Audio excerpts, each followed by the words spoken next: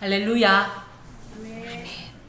언제든지 하나님을 찬양하는 일은 아멘입니다. 아멘. 네, 한 주간도 평안하셨습니까? 아멘. 네.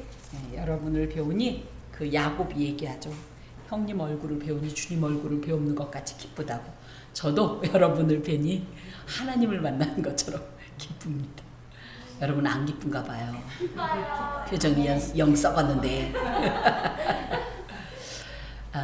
이제 제가 이 주의 사역을 하면서 이제 이렇게 성도들을 대면하는 기회가 많잖아요. 저는 우리 이 집사님들, 권사님들, 아름다운 성도님들의 표정을 찍어서 자랑하고 싶어요. 이렇게 예배드리면서 밝은 모습이 흔하지 않아요. 왜냐하면 이미 예배 전에 뭐가 그렇게 불만인지 입이 이만큼 나와가지고 앉아있는 분이 태반이에요. 근데 저희 교회 성도들은 이미 눈이 하트가 됐어. 그냥 이미 은혜 받을 작정을 하고 나오셨어. 그러니까 하나님께서 늘 정말 모든 이런 어떤 순서를 통하여서 작은 순간도 놓치지 않고 은혜를 부어주시는 줄로 믿습니다. 네, 오늘 하나님께서 우리에게 주시는 말씀 제목은 영의 눈으로 보라. 자, 어떤 눈으로 보냐가 참 중요해요. 세상은 이걸 관점이라고 합니다. 관점. 빨간색 선글라스 끼면 세상이 빨간색으로 보이죠. 제가 늘 하는 실수. 선글라스 끼고 뭐라고 얘기해요? 오늘따라 날이 왜 이렇게 흐리냐고. 우리가 무엇을 어떤 관점으로 보냐에 따라서 그대로 보이는 겁니다. 그러할 때 우리는 이 세상을 어떤 눈으로 보고 있느냐? 오늘 그 질문에 대해서 우리가 해답을 얻고 가는 시간이 되길 바랍니다. 여러분 오늘 계속적으로 예수께서 종말에 대한 교훈을 주시고 계셔요. 실제로 이게 굳이 말씀을 드리면 이제 뒤에 성만찬을 제정하는 사건이 있긴 하지만 예수님의 거의 마지막 교훈이라고 할 수 있어요. 근데 이 마지막 교훈 중에서도 특히 무엇을 주신다? 종말에 대한 교훈을 주신다는 것은 그만큼 이 예언이 확실히 이루어질 것이라는 사실과 함께 또 하나는 뭐예요? 굉장히 결정적인 순간이기 때문에 반복해서 말씀하시면서 제발 이날 어떻게 해라? 이날을 준비해서 나를 만나라. 이 말씀입니다. 제가 신학교 1학년 때 어떤 한 노회에서 연합으로 수련회 하는 곳에 이제 이렇게 교사로 간 적이 있습니다. 그곳에서 제가 이제 맡은 친구들이 한 15명 정도 됐었는데요. 이 친구들과 뭐 정말 3박 4일을 뒹굴리고 아예 같이 자고 마룻바닥에서 같이 자요. 같이 자고 아이들 자기 전에 다 머리에다가 축복하고 기도해주고 아침에 일어나면 또 끌어안아주고 기도해주고 이래가면서 하루 종일 지내게 되는데 이 녀석들도 정이 든 거죠. 그래가지고 이제 마지막 날이 되었는데 저녁에 이제 함께 막 기도회를 하고 그랬어요. 그럴 때 아이들한테 끌어안아주면서 얘기했어요. 너희들 선생님 얼굴을 꼭 기억해. 천국에 가서 선생님을 꼭 찾아. 선생님도 너희들 찾을게. 응.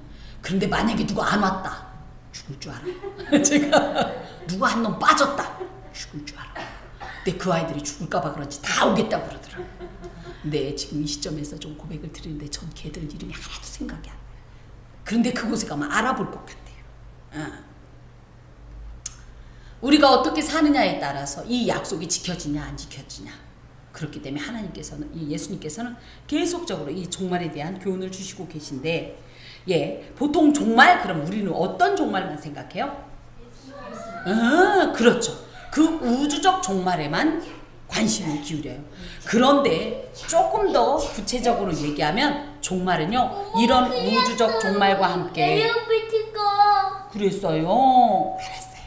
우주적 종말과 함께 무슨 종말이냐면 개인적 종말이 있어요. 맞나요? 우주적 종말을 먼저 만날 사람도 있고 개인적 종말을 먼저 만날 사람도 있긴 하지만 어찌됐든 인간은요 어차피 종말이라는 이런 것을 반드시 이게 어떻게 보면 저는 이 표현을 좋아하진 않지만 운명입니다. 인간의 인생의 운명입니다. 종말을 맞게 되어 있어요. 그럴 때 우리는 이 종말을 어떻게 준비하고 계십니까? 우리는 보통 개인적인 종말을 생각하면 뭐죠? 뭐 그때 입을 옷, 뭐 그때 들어갈 뭐 이런 거를 준비하는 것만 생각하는데 사실 진짜 준비해야 될 게 뭐예요? 이 요단강을 무사히 건널 수 있는 믿음을 준비해야지. 이게 진정한 개인적 종말을 준비하는 것입니다. 제가 이렇게 젊은데도 저는 그 어린 시절에 아마 어린 시절에 이 아버지의 이 장례를 경험했기 때문에 그런 것 같아요. 확실히 그런 사람들이 죽음을 자주 떠올린다고 합니다. 굉장히 큰 트라우마이기도 하고. 근데 저는 생각하는 거예요. 야, 내가 그날 정말 무사히 그 강을 건널 수 있을까? 그래서 어떤 기도를 했냐, 지난 주간에. 하나님, 저 정신 바짝 차리고 있게 해주세요. 그래서 그 순간이 올 때도 예수님만 붙잡고 이 강을 건너게 해주세요. 이런 기도를 했어요. 진짜 우리가 이 종말을 준비할 땐 믿음으로 준비를 해야 됩니다. 이게 진정한 준비예요. 그런 의미에서 여러분은 잘 준비하고 계십니까? 아직 멀어서, 그죠? 아직도 그날이 멀었기 때문에 준비는 아직 안 하고 있어요? 예. 준비하는 중이에요. 아멘. 우리 모두 다 늘 그날을 준비하고 살아야 돼요. 그러기 위해서 뭐를 준비해야 돼요? 네, 믿음을 준비해야 돼요. 예수님을 향한 믿음을 준비해야 돼요. 또 한 가지, 이런 이제 개인적 종말과 더불어서 예수께서 또 말씀하시는 건 뭐예요? 우주적 종말입니다. 우주적 종말을 어떻게 준비할 것인가? 어떻게 준비하려니까 뭐예요? 또 어떻게 알아차릴 것인가? 이 교훈을 주고 계십니다. 봅시다. 이에 비유로 이르시되, 왜냐하면 이제 이미 이전에 우주적 종말에서 일어날 수많은 어떤 징조들을 주님께서 계속 말씀해 오셨기 때문에, 그러면서 가장 결정적인 내용을 말씀해 주시는데, 이 사람들이 사실은 뭐라고 그랬냐면 21장에 보니까 뭐라고 그랬어요? 7절에 그러면 어느 때 이런 일이 있겠사오며 이런 일이 일어나려 할 때 무슨 징조가 있사오리까? 이것에 대해서 구체적인 대답은 안 해주신 것 같지만 사실은 그 어떤 것보다도 사실적이고 실제적인 구체적인 대답을 해주시는 지금 내용인데요. 무화과 나무와 모든 나무를 보라. 싹이 나면 너희가 보고 여름이 가까운 줄을 자연히 아나니 이와 같이 너희가 이런 일이 일어나는 것을 보거든 하나님의 나라가 가까이 온 줄을 알라. 이렇게 말씀하십니다. 왜 갑자기 이 무화과 나무 이야기를 하냐? 사실은 마태복음이나 마가복음에는 무화과 나무만 나와 있어요. 근데 누가복음에만 모든 나무가 첨가되어 있습니다. 그래서 원래 마태복음과 마가복음을 강해할 때는 이 무화과 나무가 무엇을 상징하냐면 유대인을 상징합니다. 이스라엘의 국화가 무화과이에요. 그리고 무엇보다도 예수께서 마태복음에 보면 이 무화과 나무를 저주했던 사건이 마가복음에도 나옵니다. 그러다 보니까 입만 무성하고 열매 없는 현재 유대인들, 이스라엘을 하나님께서 책망하시는 이 내용으로 이해를 하지만, 누가복음에는 모든 나무라는 표현을 쓰면서 누가복음이 이방인을 위한 복음서라는 이 별칭이 있어요. 그러니까 이스라엘에는 무화과 나무가 지천이니까 무화과 나무를 보면 알 수 있지만, 다른 나라에서는 무화과 나무를 볼 수가 없어서 그럼 무화과 나무를 보러 이스라엘을 와야 되는 거예요. 그래서 모든 나무라는 표현을 쓰면서 약간 이 해석의 관점이 달라집니다. 아까도 말씀드렸듯이 마태복음이나 마가복음은 이스라엘 유대인들을 봐라 이렇게 해석해도 무리가 없지만, 누가복음의 모든 나무라는 것이 포함이 되면서 이 일반 계시적 측면, 그러니까 사람이 보려고 마음먹으면 얼마든지 일어나는 자연 현상들을 보고도 충분히 주님의 재림이 가까이 왔다라는 것을 알 수 있다. 지금 이것을 말씀해 주시는데, 특히 보라라는 이데테라는 말은 룩 이런 뜻이에요. 룩. see 대충 보라 이게 아니라 룩. 눈을 똑바르게 뜨고 연구해 가면서 자세히 살펴가면서 무언가를 얻으려고 하는 이런 눈으로 봐라. 우리 이렇게 본 거예요. 오늘도 해 떴는지 생각도 안 하고 나오잖아요. 그쵸? 해가 떴는지 그냥 아침 되니까 일어나서 아무 생각 없이 나왔지만, 룩. 하나님의 일을 보려고 하면 뭐예요? 오늘도 하나님께서 해를 띄워주셨네. 그죠? 해를 돌리고 계시네. 오늘도 여전히 산소를 주고 계시네. 오늘도 여전히 바람을 주시네. 이렇게 알 수 있는 거예요. 이 룩, 봐라. 뭐든지 그저 보지 말고 뭐 해라? 룩, 주시해서 봐라. 주시해서. 이게 무슨 뜻일까? 이건 무엇일까? 이렇게 주시해서 봐라. 이겁니다. 실제로 우리가 보려고 하면 얼마든지 보이는 게 세상이에요. 하나님께서 인간에게는요, 이제 이렇게 그냥 보이는 이런 육안적 눈만 주신 게 아니에요. 보고 생각할 수 있는 이런 눈도 주셨고요. 특히 깊은 영적인 일도 감지하도록 만들어주신 게 우리의 눈이에요. 그래서 육안, 그리고 또 무엇이 있어요? 영안, 이렇게 얘기해요. 세상을 바라볼 때 눈으로 보이는 육안적인 관점에서만 보지 말고 영안으로 봐라. 이걸 통해서 하나님 지금 뭐 하려고 그러시는 거지? 무슨 일 하고 계신 거지? 이건 무슨 의미지? 무슨 뜻이지? 이런 거를 보라 하는 거예요. 사실 예수의 이 재림, 종말은 어디에서도 누구라도 볼 수 있다는 거예요. 그래서 여기에 굳이 무화과 나무와 모든 나무를 보라 이렇게 말씀하신 겁니다. 여러분, 복음을 특별한 걸로 얘기하지만 사실은 복음은요, 세상 누구라도 충분히 받아들일 수 있는 아주 기본적인 진리입니다. 쉽게 얘기하면 우리가 이 세상 가운데서 평안하고 안전하게 살기를 원합니까? 성경을 보세요. 어떻게 하면 평안하고 안전하게 살 수 있는지가 써 있어요. 근데 중요한 건 왜 우리가 그렇게 못 살아요? 말씀대로 못 사니까 그런 거예요. 사실은 그렇습니다.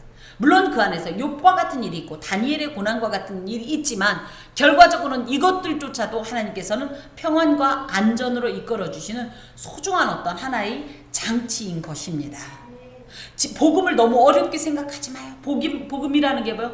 복 받는 소식, 너무너무 좋은 소식, 굿뉴스 이렇게 얘기하는 거예요. 이걸 들으면 너무너무 복이 되는 게 복음입니다. 어떻게 하면 복 받아요? 예, 우리끼리는 이렇게 얘기하지만 세상으로는 어때요? 어떻게 하면 복 받아요? 하늘을 노엽게 하지 않고, 그죠? 이 세상의 어떤 이치를 잘 순응하면서 살아가면 복을 받잖아요. 이것은 일반 계시적 측면이라고 할 것 같으면 특별 계시는 뭐예요? 방금 말씀드린 대로 그냥 하늘이 아니라 우리는 누구를?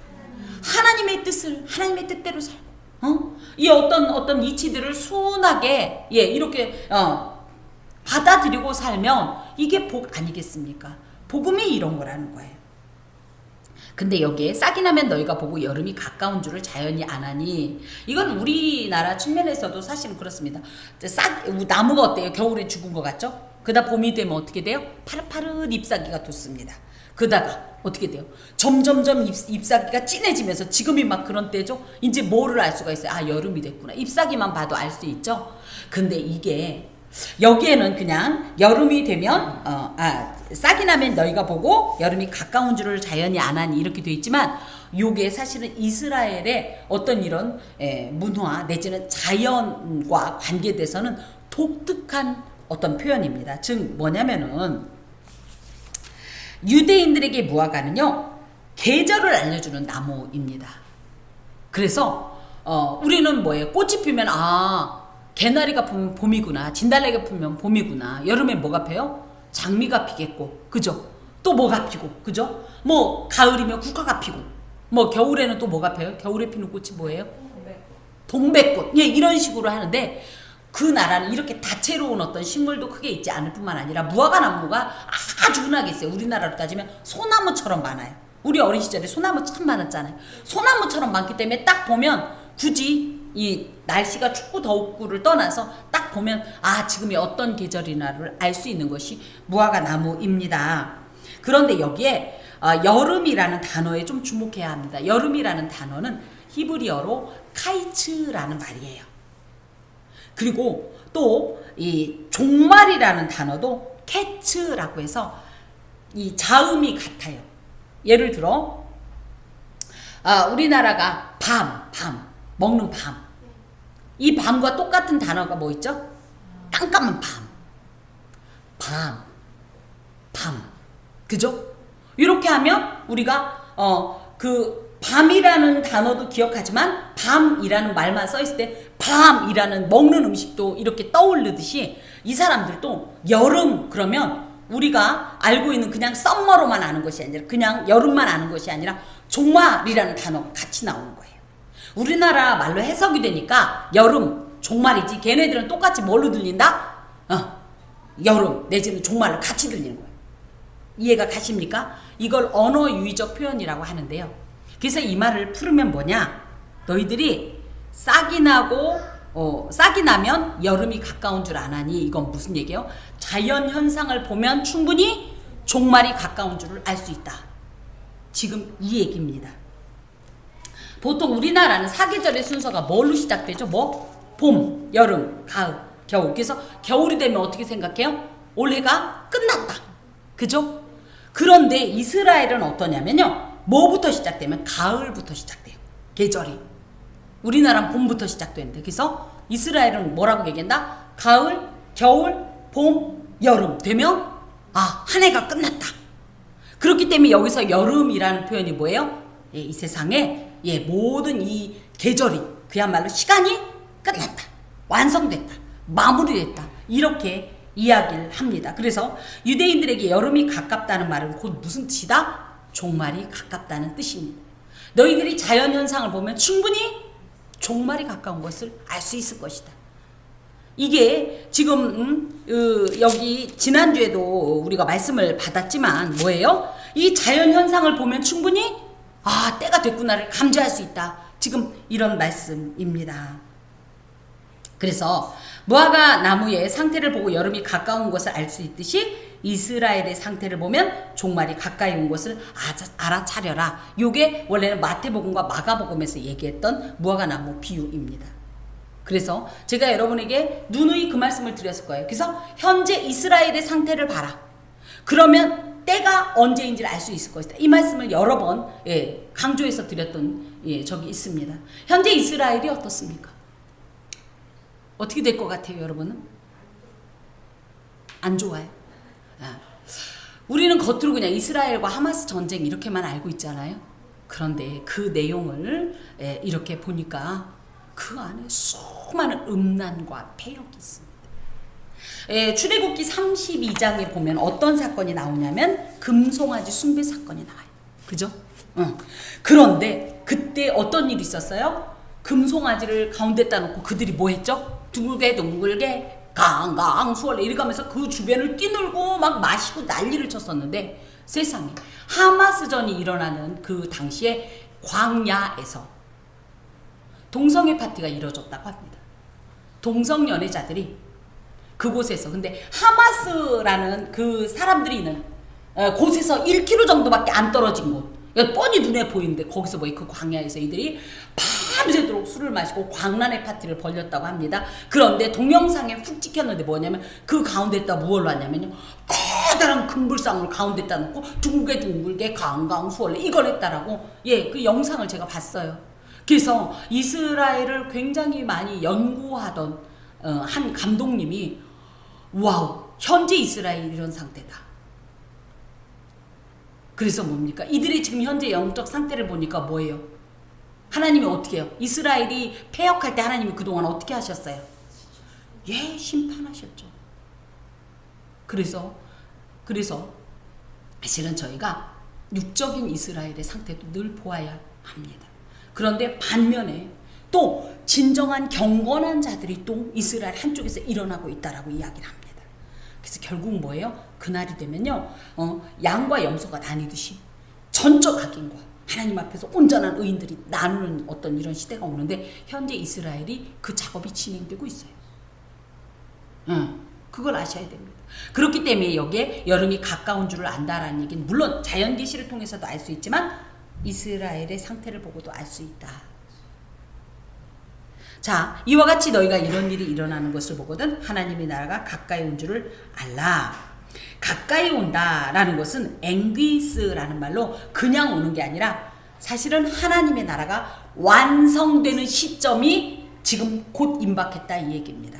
뜻이 하늘에서 이룬 것 같이 땅에서도 이루어지기 할 때 이 뜻이 뭐예요? 하나님의 나라예요. 하나님 나라의 어떤 주권입니다. 이 하나님의 나라가 그간은 어떻게 됐어요? 이 땅에서는 완전히 이루어지지 않았어요. 하지만 이제 어떻게 돼요? 새 하늘과 새 땅이 그날 임하면서 이 땅에 하나님의 나라가 온전히 이루어진다라는 표현을 하시고 계십니다. 특별히 이 말을 들었을 때 여러분은 어떤 감정을 갖습니까?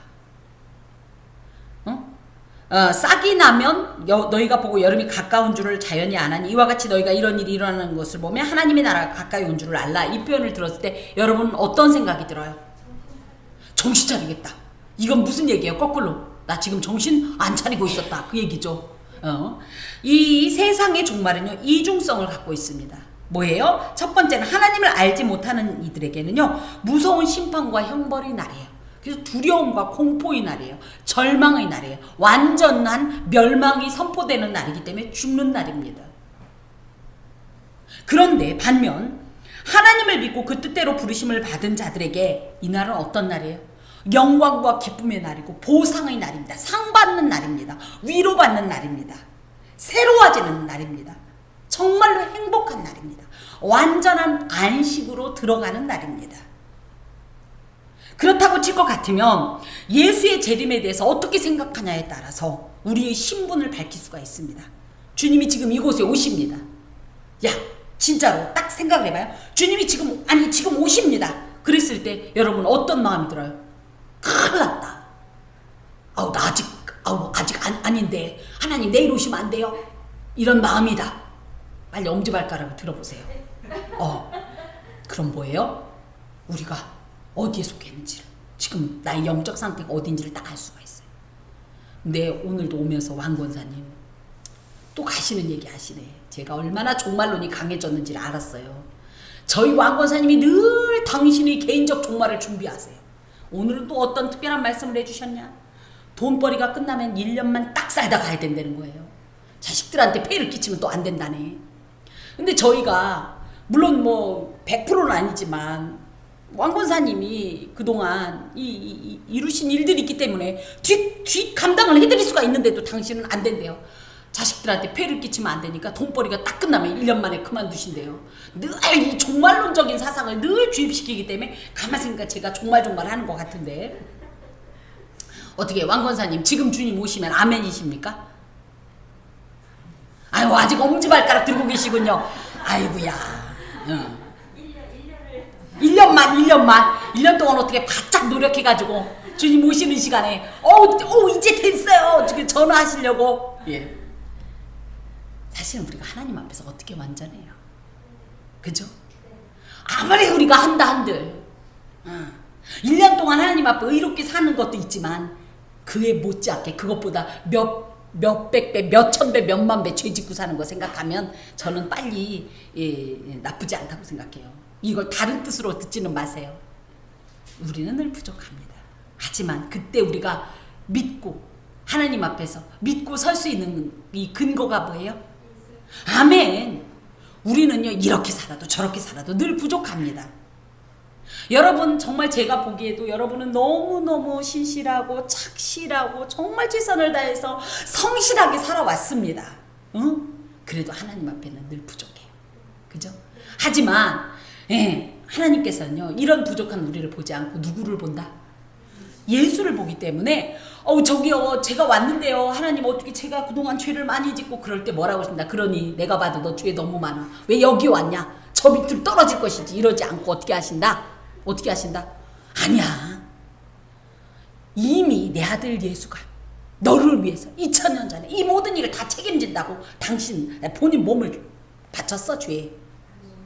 그렇기 때문에 네가 책임질 일 없어. 너는 이리 와서 내가 주는 맛있는 거 먹고 여기서 행복하게 나랑 늘 도란도란 얘기하면서 그동안 사느라고 얼마나 애썼냐 이 녀석아. 이게 어린 시절에 제가 부르던 그 화려하고 무궁한 저 좋은 천당, 천하사람 다 못 가도 우리는 가서 우리 주님 천만성도 같이 앉아서 이 세상의 격려사를 이야기할 때에 사랑하는 내 딸들아 고생들 했지. 그러면서 주님께서 생명 막 실과 따준다 그럴 때 저는 그게 너무 소망이 됐어요. 근데 이게 정말 복음적인 찬양이었어요. 이런 일을 해요. 그러니까 우리는 그날이 무서운 날이 아니에요. 물론 우리 신세를 생각하면 참 딱합니다. 어쩜 예수 믿는다고 하면서도 이렇게 죄를 많이 지었을까? 그런데 주님께서는 그날 예수님을 믿는다는 이유로 부족했어도 무조건 품에 안아주시는 날이기 때문에 기쁜 날이에요. 그래서 세상에 종말의 징조가 나오면 어떤 마음을 가져야 된다? 큰일 났네, 아이고, 가 아니라 그날이 가까이 오고 있구나, 아싸, 이런 마음을 가지려는 거예요. 요게 성도입니다. 우리가 제 아무리 노력한다 한들 얼마나 갈 수 있겠습니까? 하지만 주님께서는 우리는 100점짜리가 아닌데 이미 100점이라고 저기다가 성적표를 다 게시해버렸어. 왜? 예수님 때문에. 그래서 우리는 그날 두려운 날이 아니라 기쁜 날인 것입니다. 자, 자, 그러면서 내가 진실로 너희에게 말하노니 이 세대가 지나가기 전에 모든 일이 다 이루어지리라. 즉 예수님께서 지금 예루살렘 멸망에서부터 지금까지 말씀하셨던 모든 하나님의 계획들이 다 이루어진다는 말씀인데, 여기서 조금 오해가 될 수 있는 것이 이 세대가 지나가기 전에 이 표현입니다. 이 세대가 지나가기 전에 이랬더니 어머, 그럼 우리 때 오신다는 거야. 아, 이런 뜻이 아니라 주님께서는 인간의 늘 이 세대예요. 그죠? 그런데 주님께서는 인간의 역사가 진행되는 중간에 주님께서 종말을 허락하신다는 이 말씀으로, 특히 종말은 반드시 임할 것이라는 것을 강조하기 위해서, 그래서 너희가 직접 만날 것이다, 맞을 것이라는 것을 강조하기 위해서 이 세대라고 했는데, 누구는 이 세대가 지나가기 전에 모든 일이 다 이루어진다 그러니까 지금 내 세대에 이루어지는 줄 알고 뭐예요? 땅 팔고 집 팔고 냉장고 팔아서 어디로 간다? K 기도원 가가지고 그냥 밭 깔고 이래가면서 그 세대가 지나가길 바라지 말고, 그러면 뭐다? 이 세대에 하나님께서 오신다고 했으면 이 세대에 그날을 준비하면서 살아가면 되는 것입니다. 그러면서 엄청난 말씀을 해주시는데, 천지는 없어질 것이다. 우리가 이 천지라는 게 뭐예요? 땅과 하늘이 아닙니다. 하나님께서 태초에 천지를 창조하시니라는 얘기는 무슨 얘기냐면, 무슨 큰 그릇과 같아서 이 땅이라고 표현되는 것이 이 그릇의 밑바닥이 되겠고요. 천은 하늘이라고 하는 것은 뚜껑이 돼요. 그래서 이 땅과 하늘 사이에 있는 모든 피조물을 의미합니다. 이것은 어떻게 돼요? 그날 하나님 앞에서 심판이 대상이 돼서 완전히 없어진다는 거예요. 왜?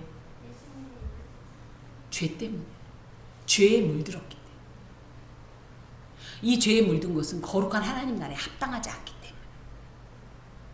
근데 이 죄를 누가 지었어요? 사실은 누가 지어놓고 그 책임은 누가 져? 참 인간이 이 살아가는 이 모든 순간이 참 이렇게 탄식밖에 없습니다. 죄스러움밖에, 미안함밖에 없는 것 같아요. 하지만 뭐다? 내 말은 없어지지 않는다. 이 세상의 모든 게 사라져도 무엇이 남는다? 하나님의 말씀은 남는다. 그리고 그 말씀은 어떻게 된다? 반드시 이루어진다. 특히 이렇게 이 주님께서 말씀하실 때 내 말이 없어지지 않는다는 건 무슨 얘기예요? 예수님의 말씀이 곧 누구의 말씀이라는 거예요? 하나님의 말씀이라는 거예요. 그래서 이 말 속에도 계속적으로 어떤 말씀을 해주냐면, 예수 자신이 하나님과 동일한 신적 권위를 가지고 있다는 걸 말씀하시는 거예요. 근데 사람들은 이걸 알아차리지 못하고 신성 오독이니 이런 표현을 하는 거죠.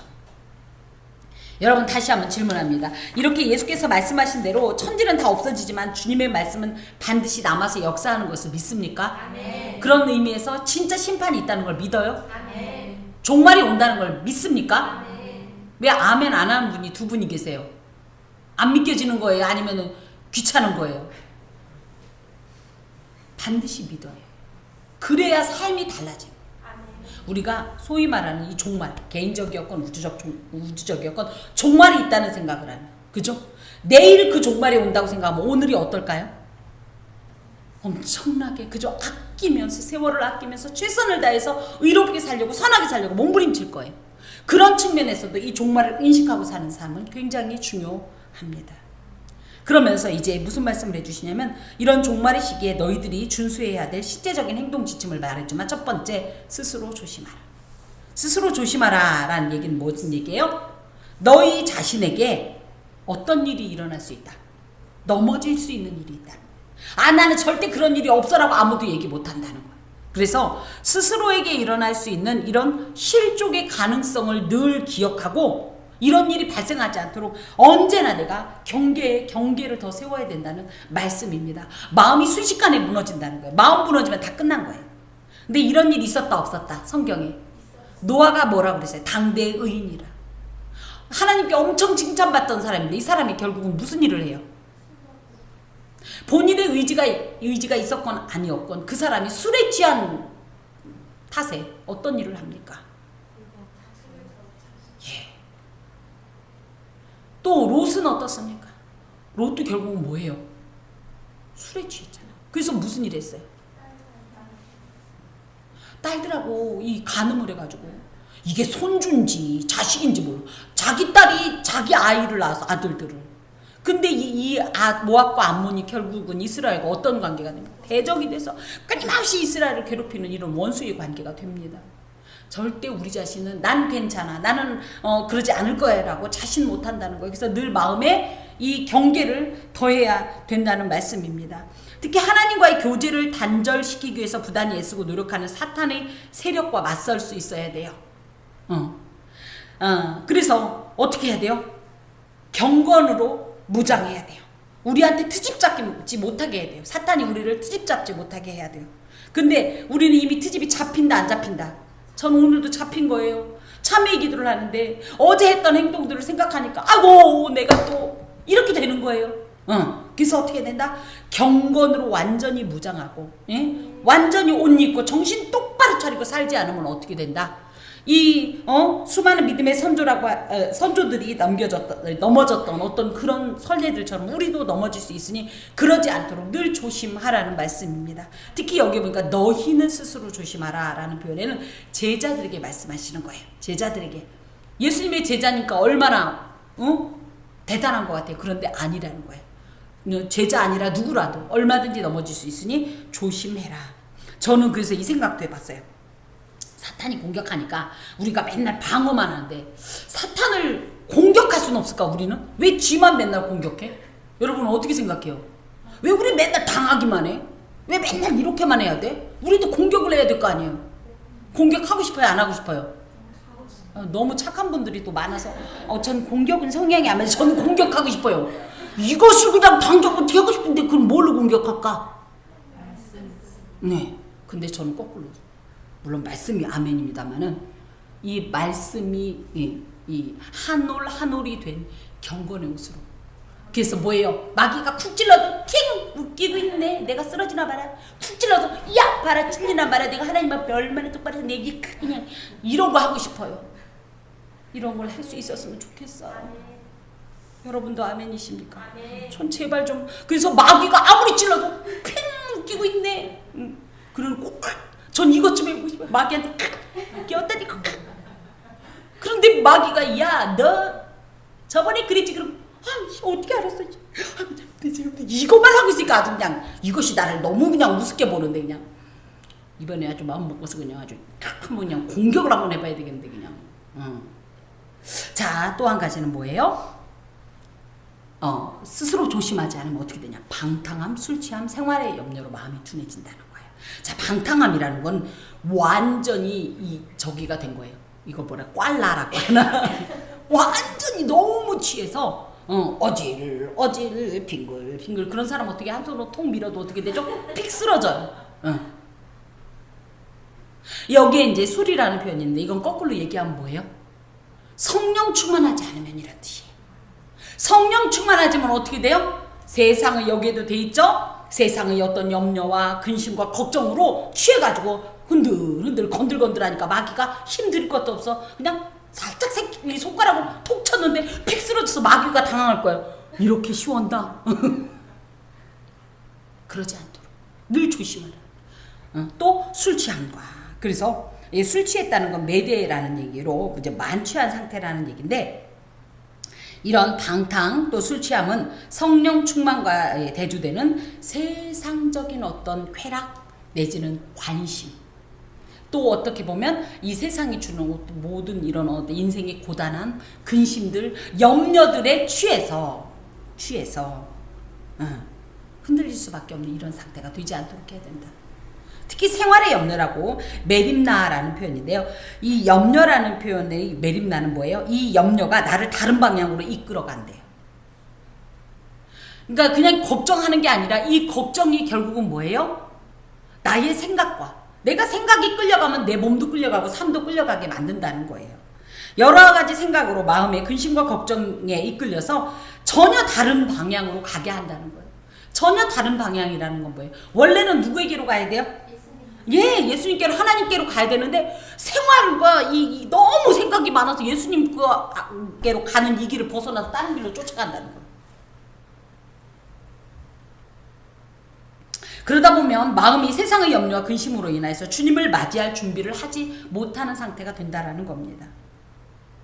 이것은 특히 성도들의 신앙생활을 방해함으로써 주님의 진리를 깨달을 수 없게 하는 치명적인 장애물입니다. 예배드릴 때 전 어린 시절에 그 설교를 듣고 참 맞다. 뭐라 그러냐, 예배 드리면서 비 오니까 아이고 우리 집에 널어놓은 그 고추 말리다가 그냥 왔는데 덮고 올걸, 아이고 쌀 덮고 올걸, 장독대 덮고 올걸. 아, 이왕에 그렇게 된 거 어떡하겠나. 그래야 되는데 우리는 어떡하는데, 예배 시간에도 이거 했어야 되는데, 이거 해야 되는데, 저거 해야 되는데, 이러니까 뭐가 안 들어. 말씀이 하나도 안 들어. 그러니까 여기서 1시간 반 동안 뭐 하고 가는 거예요? 벌 받고 가는 거죠. 왜? 하나도 말씀이 안 들어오는데 그냥 앉아 있어야 되니까. 그래서 그때부터 제가 그렇구나, 고춧가루는 염려할 게 없구나. 제가 이제 이렇게 엉뚱하게 이제 은혜를 받았지만, 여러분, 우리 신앙생활을 방해함으로써 하나님의 진리의 말씀을 깨닫지도 못하고 그 말씀이 우리에게 능력이 되지도 못하게 하는 치명적인 영적 장애물이 있다면, 오실 때 여기 현관문에 있다, 밖에다, 넌 여기다 대기하고 있어. 우리 그러죠? 있는 그 분들 뭐라 그래? 기사는 어떻게 해요? 밖에 대기하고 있죠? 중요한 볼일 보는 그분은 안에 들어가죠? 얘들 대기하고 있으라고요. 영 얘들을 떨궈버릴 수 없으면 뭐 해라? 문 앞에 여기다 다 놓고, 여기 넓으니까 계단에 쓰든지 니들 알아서 서 있으라고. 쫓아 들어오지 말라고. 적어도 예배 시간만큼. 그래야 우리에게 진정한 이 양식과 생수가 공급이 되어주고, 그래야 이겨내는 거. 근데 얘들하고 같이 와서 얘가 옆에서 자꾸 얘기하는 거야. 그건 어떻게 할래? 저건 어떻게 할래니까 어머 맞아 막 이러다 보면 뭐예요? 다 잊어버리고 가. 그러니까 1시간 동안 2시간 동안 벌 받는 거밖에 안 돼. 그러므로 그 결과가 뭐예요? 마음이 둔해진다는 거. 바리노라는 말은 민감하지 못하고 둔감하다는 얘기는 뭐예요? 약간 졸리면 사람이 어때요? 졸리면 멍한 상태가 되죠. 요런 상태가 된다는 거예요. 그래서 하나님의 뜻이 뭔지는 알겠는데, 보이긴 하는데, 그것을 이 쫓아갈 힘이 없어요. 거기에 반응할 이 민감도가 떨어지는 거예요. 그러다 보면 어떻게 돼요? 편하게 자신의 관심과 쾌락에 쫓아가게 된다는 거예요. 말씀에 자신을 비추어서 늘 영적 상태를 점검함으로 그리스도의 재림을 기다리는 가운데 영적으로 민감하게 깨어서 늘 하나님의 말씀을 따르고 이 말씀대로 살려고 해야 되는데, 그게 안 되니까 어떻게 해요? 징조가 보여도 그러게 저런 일이 있다고 그러더니 진짜 있네 하고 마는 거예요. 그런데 민감도가 있으면 어떻게 돼요? 저런 일이 있다고 하더니 진짜 가까이 왔구나, 나 더 정신 차려야겠다. 이런 영적 민감도가 우리에게 있어야 된다는 거예요. 그래서 방탕하고 술 취하고 생활의 염려로 마음이 둔해지면 어떤 결과가 나오냐? 뜻밖의 그날이. 원래는 어떤 날이었다? 좋은 날, 기쁜 날, 행복한 날, 정말 상 받는 날이었는데 그날이 덫과 같이 말이에요. 덫이 뭐예요? 예상을 해요? 못해요? 못해요. 근데 이 덫이라는 말, 파기스라는 말은 짐승이 항상 다니던 길에 놓죠. 우리 그 짐승 잡으려면 어디다 놔야 돼요? 짐승이 안 오는 저기 뭐 거기다 놓으면 안 되죠. 짐승이 늘 다니는 길에 덫을 놔야 탁 잡죠. 야, 저는 이 말에 어제 확 뭐예요? 우리가 익숙한 그 길이 오히려 올무가 된다는 거, 덫이 된다는 거. 항상 편안하게 당연하게 다니던 어떤 것이, 신앙은 당연하게 하면 안 돼요. 타성에 젖어서. 지난 금요일에도 그런 말씀을 드렸는데, 우리가 하나님을 이렇게 신앙생활을 오래 했다는 이유로 너무 익숙하게 생각하고 그냥 뻔하게 생각하면 안 되는 거예요. 그게 오히려 올무가 되고 함정이 될 수 있다라는 거죠. 정말로 이 데살로니가 전서 5장 1절에서 5절에 보면 그날이 도둑같이 임한다. 그래서 평안하다, 안전하다 이렇게 얘기하는 그날에 임신한 여자에게 해산의 고통이 급작스럽게 찾아오듯이 갑자기 올 거다. 그날이 그렇게 일어나지 않도록 정신 똑바로 차려라, 이런 말씀이 있습니다. 이렇게 덫과 같이 임하면 어떻게 돼? 우린 그 덫에 넘어지는 겁니다. 저는 그래서 난 예수 믿으니까 괜찮아 라고 하면서 태만하고 아니란 것이 얼마나 위험한지를 다시 한번 여러분에게 주지시키고자 합니다. 나 교회 다니까 괜찮아, 나 예배 드렸어, 나 예배 드리는 사람이야. 하지만 내가 너무 아무런 자극도 없이 영적 민감도도 없이 그날이고 이렇게 살아가는 네가 오히려 그날을 덫과 같이 만날 수 있다는 사실이에요. 자, 이날은 온 지구상에 거하는 모든 사람에게 이 말이라. 종말은요 어떻게 했다고요? 조용히 일어나지 않는다고. 그래서 찾아다닐 필요도 없어요. 그렇게 따지면 어디로 모여라, 계룡산으로 모여라, 한라산으로 모여라, 백두산으로 모여라, 그런 신경 쓰지 마세요. 지하실에 있어도요, 그날은 이 하나님의 이 광명한 빛으로 찾아내요. 우리를 찾아낸다고. 우리를 천사들을 보내서 우리를 불러내버린다고요. 특히 이거는요, 무슨 얘기냐면, 또 한 가지는 나는 예수 안 믿으니까 상관없는 게 아니에요. 종말은 예수 안 믿는 사람과 상관없는 날이 아니에요. 상관없는 존재는 아무도 없습니다. 아무도 없습니다. 심지어 뭐예요? 천지가 없어진다는 건 뭐예요? 전혀 믿음의 고백과도 상관없었던 산도 무너지고 바위도 다 깨지고 하늘이 다 찢어지는 날이에요. 그런 날입니다. 그런 의미에서 한번 질문해 보아야 합니다. 나는 지금 무엇에 취하여 있는가?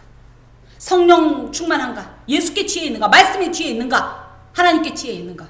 아니면 세상의 염려와 근심과 걱정과 계획에 취해 있는가? 그럼 그게 어떻게 돼요? 나를 하나님께로 향하던 나를 어떻게 해도 자꾸 그 방향으로, 마음의 중심이 그쪽으로 자꾸 치우치니까 어떻게 돼요? 나도 모르게 짐승이 다니던 그 익숙한 길을 갔지만 결국은 그런 나의 생각이 덫이 되어서 나를 그날에 부끄러운 날, 두려움의 날, 공포의 날로 만들 수 있다라는 사실이죠. 그렇기 때문에 나를 하나님이 아닌 다른 방향으로 이끌어가고 있는 치명적인 영적 장애물, 나를 미혹하고 있는 것이 무엇인가를 수시로 점검해서 제거해야 돼요. 그래서 언제나 다시 제자리로 와야 돼요. 일주일간을 살다 보면 어때요? 우리도 모르게 마음이 흘러 떠내려가요. 그런데 어떻게 해라? 이런 주일에 다시 정신 차리고 제자리로 계속적으로 오는 이 작업을 통해서 우리가 흘러가지 않아야 합니다. 더하여서 나의 영적 민감도를 점검했으면 좋겠습니다. 여러분, 말씀을 받을 때 저 소리 또 하는 거 나 저거 다 알아. 새삼스러울 게 없고 새로울 게 없는 예배라면 여러분, 물론 누구 말 맞더라 네가 재워놓고 왜 지랄이야 뭐 이런 얘기를, 이게 무슨 얘기인지 모르죠. 설교 시간에 하도 성도가 주무셔서 목사님이 이랬더니 그 성도가 속으로, 이제 겉으로는 안 했어, 속으로 네가 재워놓고 왜 지랄이야 이래. 제가 재웠어요? 죄송합니다. 하지만 영적 민감도를 가져야 둔감하지 않아야 살아요. 그래 말씀을 봐요. 뻔한 얘기라고 생각하지 마세요. 설령 제가 1년 365일 52주 동안 같은 본문으로 말씀을 전하더라도 언제나도 그곳에서 새로운 하나님의 음성을 들으려고 몸부림치는 이런 영적 이 민감도를 개선하고 향상시키려는 이런 작업이 필요합니다. 이러므로 너희는 장차 올 이 모든 일을 능히 피하고 인자 앞에 서도록 항상 기도하고 깨어있어라. 하나님 앞에 그날 두려움이 아닌 기쁨으로, 그죠?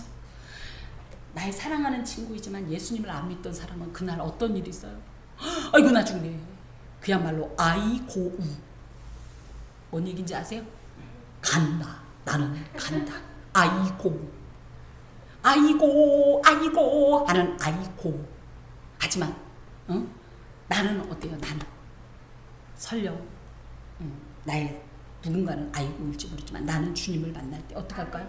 주님 이거 안 할까요? 저는 이럴까요? 그냥 저야. 전 이거 하고 싶어요. 자 시작. 하나님 또 뭐라 그럴까요? 난 이런 게 짜릿하더라. 재란이가 오는구나. 오 주여 나를 받으소서. 전 이런 장면보다 뭐야? 이랬더니 하나님, 저는 요런 하나님하고 그래서 제가 응답을 그렇게 받나 봐요. 너는 죄를 지었노라 이러지 않고, 야 너 아까 왜 정연이 궁뎅이에다 눈 느꼈어? 너 그거 회개해. 저는 그날이 너무 기다려져. 비록 부족하지. 그러기 위해서 어떻게 해라? 첫 번째 깨어있어라. 깨어있는다는 말은 아그림네오라는 말로 잠이 당연히 온다는 거예요. 잠은 당연히 온다는 거예요. 그런데 어떻게 잠을 안 자기 위해서 몸부림치라는 거예요. 누가 이거 해요? 누가? 잠을 안 자기 위해서 몸부림치는 사람? 전쟁터 내지는 군인들 보초 설 때 어때요? 얘들도 밤 되면 졸려요. 그러니까 어떻게 돼요? 총 들고 막 이러고 있죠. 그렇지만 어떻게 안 자려고 막 이거 하죠. 이렇게 우리도 영적인 잠에 모두 다 들 수 있다. 그런데 어떻게 해라? 안 자려고 몸부림쳐요. 그랬더니 오늘부터 정말 유나모 집사님은 어쩜 이렇게 복되냐. 불면증 왔잖아 또. 그래서 잠 안 자려고 노력 안 해도 그 뜻일까요? 마귀와 더불어 영적 전쟁을 수행하는 성도라는 개념에서 어? 정신을 차리고 잠들지 않고 이 상황이 어떻게 되는지 지금 전시예요. 전시. 전쟁터에서 편히 할 수 있어요? 어떻게 하죠? 정신을 차리고 그죠? 이렇게 살펴보면서 적군이 어떻게 움직이는지 이런 걸 보듯이 시대의 징조를 분별하고 자신의 영적 상태를 점검할 수 있는 이런 어떤 신앙의 통찰력을 가지고 특히 말세에 발생하는 많은 미혹들로부터 자신의 마음을 지키기 위해서 영적 졸음을 견뎌내야 돼요.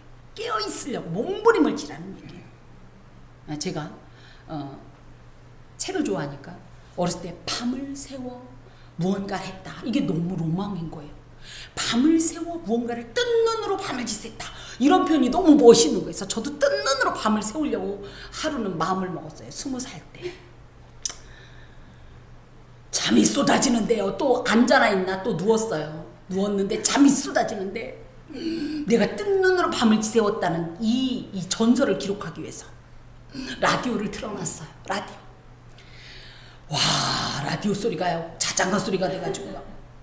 졸린데도 막 눈을 뜨고 제가 밤을 새웠어요. 어찌됐든 뜬 눈으로 밤을 지새웠다. 그 멋있는 문장 하나를 완성하기 위해서.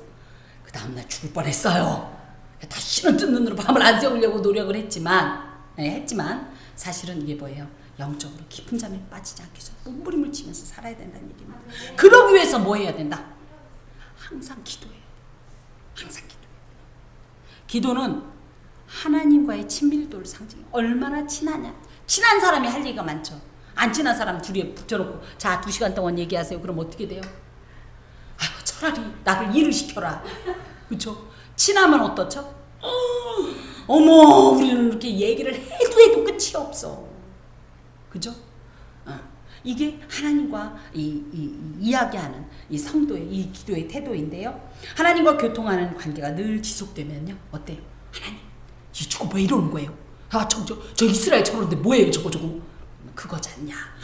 그렇구나. 이렇게 하나님하고 계속적으로 대화하고 소통하는 게예요. 그러면 어떻게 돼요?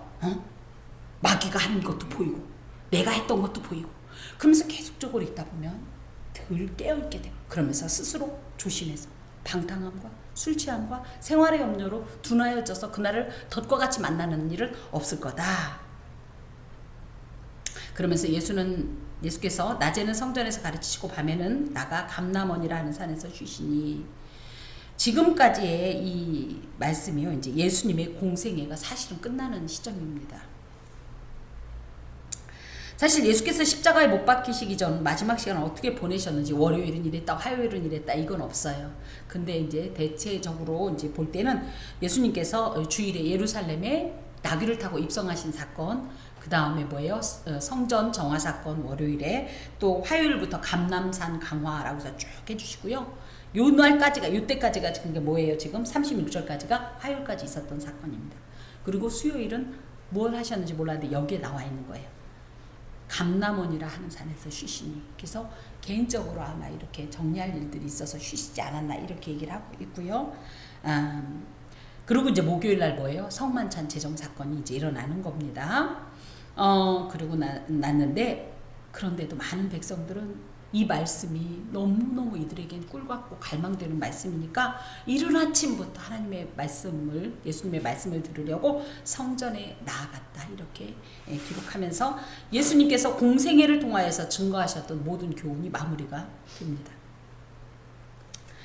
아까 이제 영의 눈에 대한 이야기를 했어요. 영적인 관점에 대해서. 자, 우리가 영적 관점을 갖고 이 세상을 바라보려면 첫 번째 무엇을 보면 되냐? 주님 그때가 언제입니까? 물론 이것도 중요한데 뭐예요? 세상 돌아가는 것만 봐도 안다는 거예요. 세상 돌아가는 것만 봐도.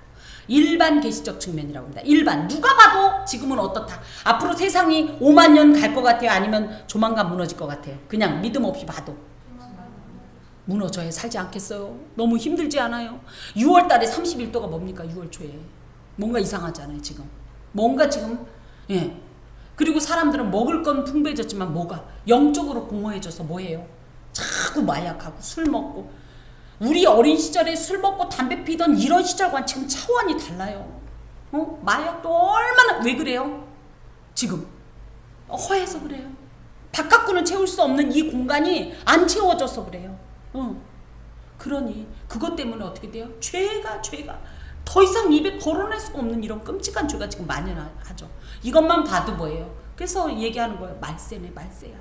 젊은이들 뭐 이렇게 표현해서 뭐합니다만 벌써 저희 때만 해도 연애하는 사이인데 우리가 뭐 길 가다가 둘이 막 끌어안고 뭔 일을 했어요, 안 했어요? 해봤어요, 안 해봤어요? 저도 못 해봤어요, 안 해봤어요. 그것도 안 되더라고. 근데 요즘은 어떻죠? 전철 타봐요, 지하철 타봐요. 어떤 일이 있어요? 그런 거 보면서 어른들이 어떻게 해요? 아유, 젊으니까 좋겠다, 저런 짓도 하고 이렇게 돼요? 뭐 보는 사람이 민망해가지고. 그러면서 당신도 모르게 속으로 뭐라 그래요?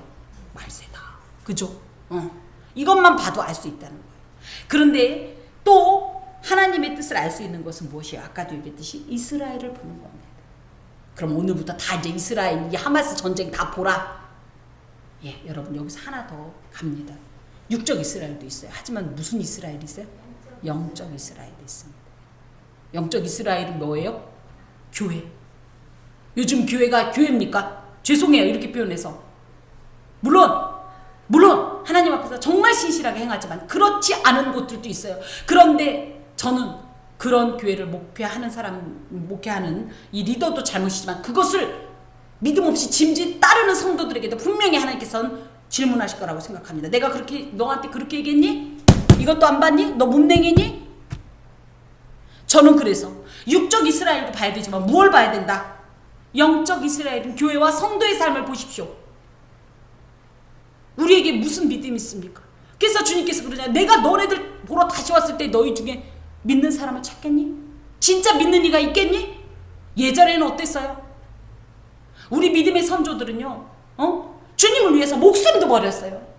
지금 목숨 버리라고 하면 선뜻 이름도 없이 빛도 없이 아굴골짝 빈들에 가서도 복음을 전하다가 내 목숨을 바칠 수 있을까요? 목사님 저부터도 못해요. 이렇게 믿음이 타락하고 힘이 없어졌어요. 곧 이것이 뭐예요? 주님이 오실 매우 가까운 징조입니다. 소돔과 고모라가 왜 망했어요? 그들의 죄악의 관영함 때도 만행했지만 뭐예요? 결과적으로는 의인 10명이 없어서 망한 것처럼 이 땅에도 교회가 무너지고 성도가 무너지니까 종말이 재촉되는 거예요. 이걸 봐야 돼요. 이걸 봐야 돼요. 무엇을 준비하냐 그래서. 그렇다고 종말을 막을 수는 없지만 그러니까 종말이 온다는 얘기야 라고 끝나지 마십시오. 내가 이 시점에서 뭘 할 것이냐. 주님께서는 누구를 찾아요? 그날의 의인을 찾습니다. 믿는 이들을 찾습니다. 네가 나를 믿느냐? 너희 중에 누가 믿는 자가 있냐 했을 때 하나님 접니다. 저는 부족하지만 정말 당신의 사람으로 살려고 정말 노력했습니다 라는 이렇게 손을 들 수 있는 우리가 되어야 하지 않겠습니까? 영적 눈으로 보십시오. 지금 세상이 어떤지 좀 보십시오. 헛된 것으로 부러워하지 마세요. 교회가 커지는 거 정말 중요합니다. 목회자의 자존심의 문제예요. 너무 유치한 얘기지만요. 목사님들끼리 모이면 뭐 얘기해요? 니네 몇 명 모이냐? 사실 얘기합니다. 근데 저는 어떨까요? 전혀 쪼그라들지 않습니다. 왜요? 둘, 넷, 여섯, 여덟, 12. 우리 12이야 지금. 예수님 같은 분도 12이었동. 저는 여러분을 자랑합니다. 이런 시대를 우리가 보고 뭐예요? 주의 때가 가까이 왔다는 걸 빨리 알아야 돼요. 그리고 어떻게 해야 돼요? 영적 무장을 하셔야 돼요. 스스로 조심하시고 그다음에 항상 깨어서 기도하면서 마귀의 치명적인 장애물에 걸려 넘어지 않도록 정신을 똑바로 차리고 살아야 돼요. 디모데후서 3장 1절에서 5절 말씀 중에 네가 이것을 알라 말세에 고통하는 때가 이르리니 사람들은 자기를 사랑하며 돈을 사랑하며 자긍하며 교만하며 회방하며 부모를 거역하며 감사치 아니하며 거룩하지 아니하며 무정하며 원통함을 풀지 아니하며 참소하며 절제하지 못하며 사나우며 선한 것을 좋아하지 아니하며 배반하여 팔며 조급하며 자고하며 쾌락을 사랑하기를 하나님 사랑하는 것보다 더하여 경건의 모양은 있으나 경건의 능력은 부인하는 자니 이 같은 자들에서 내가 돌아서라. 영적인 눈으로 보면 지금 이 모든 현상이 일어나고 있을 때에 우리가 어떻게 해야 되나? 돌아서라. 그리고 주님의 나라를 위해서 힘쓰는 저희가 되어야 합니다. 기도합시다. 주님 눈을 뜨게 하소서. 깊고 어두운 곳에 사로잡히지 않게 하시고 밝고 빛난 성령의 조명으로 이 땅을 바라보며 주님의 때를 바라보며 또 우리가 무엇을 하여야 할지를 알게 하옵소서. 예수 그리스도의 이름으로 기도합니다. 아멘. 하나님께 우리를 사용하소서. 찬양하겠습니다.